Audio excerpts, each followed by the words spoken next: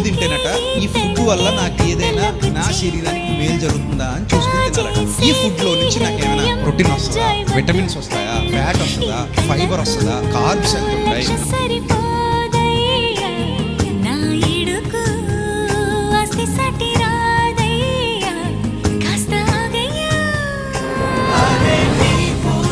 కృష్ణాపురం నా ఊరు, రామాపురం రెండూళ్ళు చాలా దగ్గరలే.